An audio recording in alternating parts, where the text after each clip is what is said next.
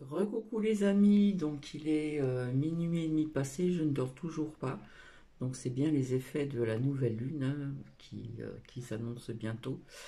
Donc j'ai constaté que ce que je vous ai partagé tout à l'heure, eh bien les commentaires sont désactivés. Bref, et comme je dors pas, j'avais envie de vous partager comment gérer la peur. Alors bien sûr, c'est traduit en français et je pense que ça pourrait intéresser certaines personnes. Donc, euh, donc quelque part, ça nous parle d'éveil spirituel, etc. Donc si ça peut vous aider, euh, comment gérer la peur? Donc c'est traduit en français et je vous souhaite bonne écoute.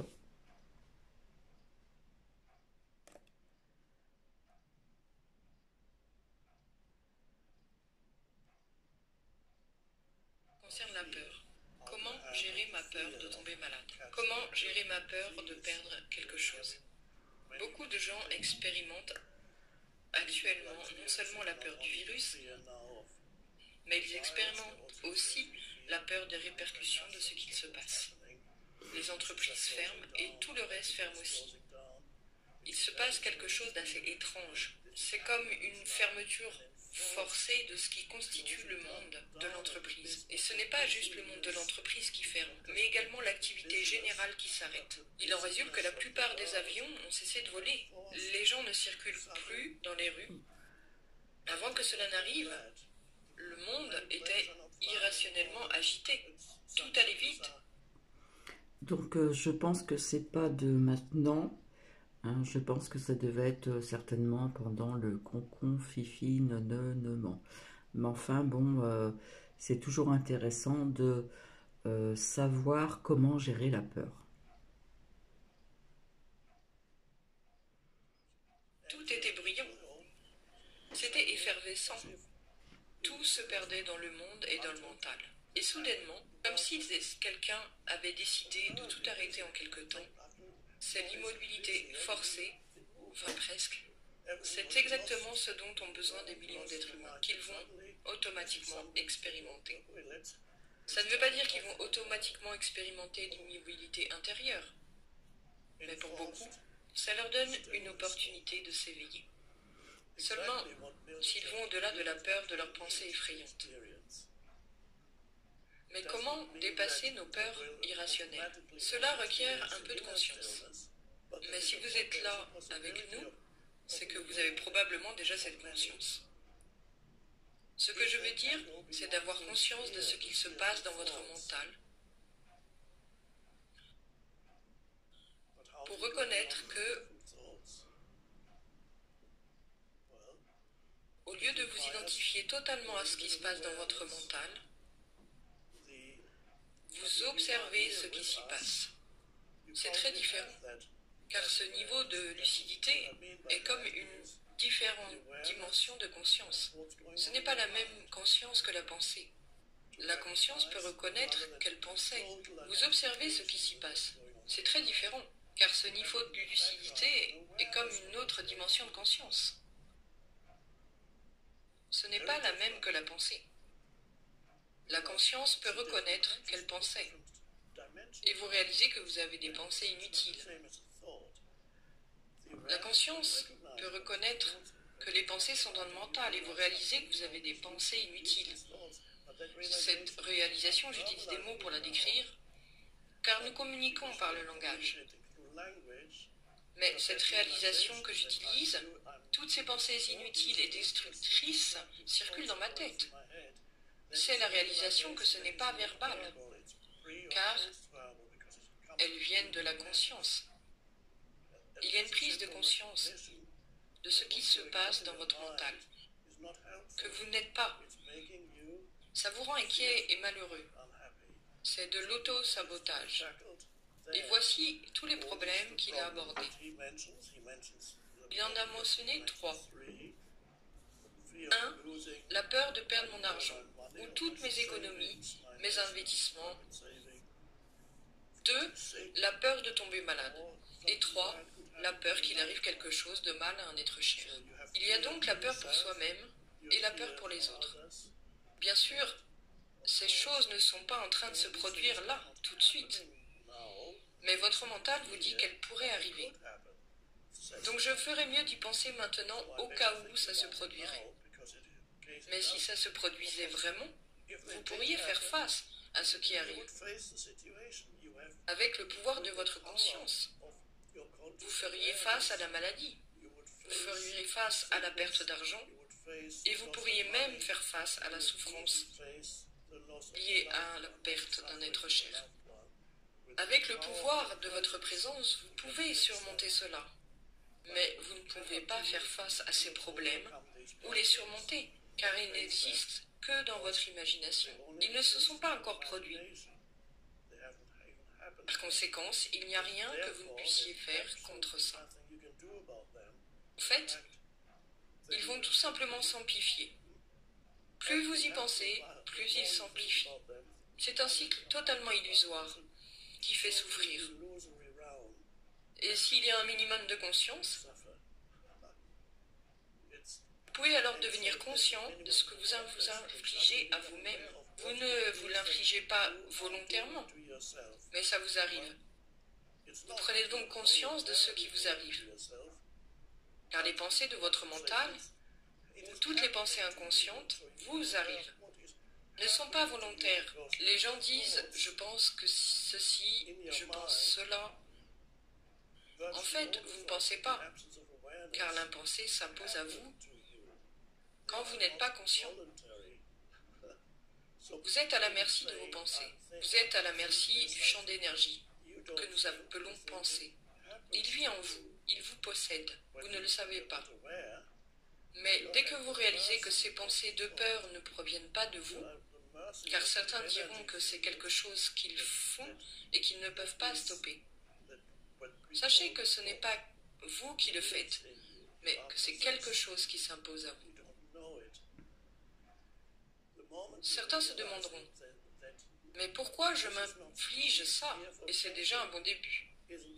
Pourquoi est-ce que je me fais souffrir avec toutes ces pensées? La prochaine étape consiste à réaliser que ce n'est pas vraiment moi qui le fais. C'est juste la forme pensée égoïste qui tourbillonne continuellement dans mon mental. C'est ce qui me rend malheureux. Il n'y a aucun but utile.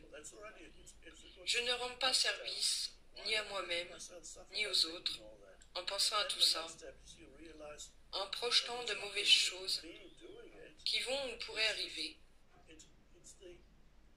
En étant conscient de ce qui se passe dans votre mental, il vous viendra pour la première fois un moment de liberté. Car auparavant, vous n'aviez pas de libre arbitre. Sans conscience, vous n'avez pas de libre arbitre. Vous êtes à la merci d'un mental conditionné. Que faire alors? Vous devez d'abord reconnaître que ce qui vous arrive ne remplit aucun objectif utile. C'est important de réaliser le processus qui se passe dans votre inconscient, qui vous donne l'impression qu'à moins que vous ne fassiez beaucoup de soucis, vous ne contrôlez pas vraiment votre vie. C'est l'illusion que plus vous pensez à des choses inutiles, mais vous ne savez pas que c'est inutile, plus vous pensez aux problèmes de votre vie, plus vous avez besoin de continuer à y penser pour les faire exister. Vous devez vous inquiéter pour tous les problèmes du monde. Si vous ne vous inquiétez pas, votre vie s'effondre. C'est ce que croit votre inconscient. Bien sûr, c'est une illusion. Alors, les pensées d'inquiétude et de peur ne peuvent pas s'arrêter.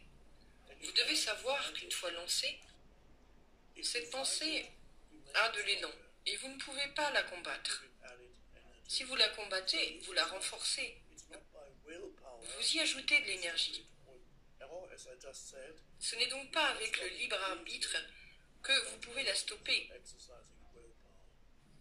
Comme je vous l'ai dit, vous pouvez le stopper brièvement, mais ça ne durera pas si vous utilisez votre libre arbitre Vous la stoppez en reconnaissant non seulement sa futilité, mais aussi la nature destructrice de ce genre de pensée. Vous commencez alors à voir que beaucoup de vos malheurs proviennent du monologue intérieur. À ce moment-là, vous avez le choix. Vous pouvez continuer de vous laisser entraîner par le flot de pensées négatives. Ou vous pouvez dire, mon choix est maintenant de détourner mon attention de ces pensées négatives. Je mets des mots dessus, mais nos pensées négatives veulent attirer toute notre attention, l'attention de notre conscience continuellement. Vous dites, je ne veux plus aller dans cette direction. C'est très simple. Vous posez votre attention ailleurs. Au début, vous aurez besoin de quelque chose pour faire ça. Je vous recommande de rediriger votre attention sur les sensations de votre corps. Disons que vous vous réveillez la nuit ou le matin, et au lieu de penser, dirigez votre attention dans le champ d'énergie de vos mains, et vous la maintenez à cet endroit. Ça ne demande pas de volonté, c'est une simple décision. Vous la maintenez et vous ressentez la vivacité intérieure de vos mains. Ça devient un point d'ancrage pour que votre attention ne suive plus votre mental, pour être présent. Pouvez-vous ressentir l'énergie dans vos mains? Je la sens et c'est toujours aussi merveilleux. J'ai fait ça pendant des années et c'est toujours aussi surprenant. Je ne me lasse pas d'en parler car c'est toujours aussi étonnant. Bien sûr, il ne s'agit pas que des mains.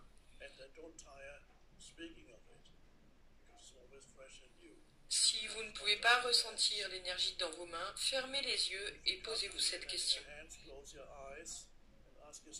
Disons votre main droite ou votre main gauche si vous êtes gaucher. Demandez-vous si votre main est toujours là. Est-elle toujours là? Comment savoir si elle est toujours là? Comment pourrais-je savoir qu'elle est là? Vous ne pouvez pas le savoir, car vous vous souvenez qu'elle était toujours là quand vous l'avez vue il y a quelques secondes. Mais ce n'est pas vraiment savoir qu'elle est là. Elle a pu disparaître. Fermez les yeux, vous ne bougez plus. Comment pouvez-vous savoir qu'elle est toujours là? Vous pouvez savoir qu'elle est là. Mais comment faites-vous cela? Vous le savez, vous la sentez. Mais qu'est-ce que vous sentez? Vous sentez l'énergie à l'intérieur de la main. Au début, c'est vraiment subtil. Vous devez donc rester vigilant pour la sentir. Mais cette vigilance qui va dans votre corps est déconnectée de la pensée. Maintenant, votre main vous semble plus vivante qu'avant. Ce n'est qu'un début. Vous pouvez sentir vos deux mains en même temps. Puis, vous réalisez que vous pouvez sentir d'autres parties de votre corps. Concentrez-vous sur vos pieds en même temps. Puis vos jambes. Vous devenez alors conscient d'une vivacité pénétrant tout votre corps, votre champ d'énergie. C'est une chose incroyable en fait. Vous devenez conscient que vous respirez, car c'est lié au corps. Vous respirez, et dans votre corps, la respiration entre, puis ressort. Puis vous devenez conscient de votre corps. Et plus vous prenez conscience de votre respiration, et plus vous devenez conscient de votre corps. Vous ressentez cette merveilleuse vivacité intérieure. Qu'arrive-t-il à l'activité mentale? Elle s'apaise presque totalement, voire complètement. Car ne pouvez pas être conscient de votre corps intérieur. Pensez en même temps. Il peut subsister quelques fragments de pensée, mais ce n'est plus un flot continu. C'est impossible. Car votre attention s'est détachée de votre mental pour aller dans votre corps intérieur. Bon, bah, vous avez vu que c'était pas très très long, donc j'ai trouvé intéressant, donc je suis tombée dessus. J'ai fait des recherches et je suis tombée sur ce partage. Donc, comment gérer donc la crainte, la peur, puisque, comme vous le savez, je ne suis pas la seule à vous le dire, que cette année va être quand même assez mouvementé, on va s'inquiéter, etc., etc. Je vous ai expliqué tout ceci quand même. Donc, j'ai trouvé ça intéressant de vous partager ceci. Comment gérer la peur? Bon, c'est vrai que c'est un mot que je n'aime pas, la peur, je dis souvent la crainte, mais bon, c'est le titre de ce partage. Donc, j'espère que cela va vous apporter quelque chose, va pouvoir vous aider. J'essaye de vous aider comme je peux, tout simplement, voilà. Et puis, si vous voulez mettre des commentaires, je vous y invite aussi. Je vous l'ai dit donc tout à l'heure dans ma vidéo donc d'hier soir, de mardi. Et comme les commentaires sont désactivés, je vous ai demandé si vous voulez mettre des commentaires, etc. Je vous invite à mettre des commentaires. Donc, si vous voulez, vous pouvez les mettre aussi donc sur la communauté. Donc, demain, je ne sais pas à partir de quelle heure. Voilà. Donc, ben, il y a plusieurs raisons pourquoi on désactive les commentaires. Bref, je m'en doutais un petit peu. J'aurais peut-être pas dû vous montrer ce qui a été donc ce que vous avez visionné pour certaines personnes. Mais bon, c'est pas grave, c'est comme ça et voilà. Donc c'est pour vous aider. J'espère qu'il y a des personnes qui ont compris le sens de ces comment dire de ces dires de ce monsieur, voilà, qui n'est pas français. Et, et c'est vrai que j'ai trouvé ça très intéressant si ça peut aider certaines personnes.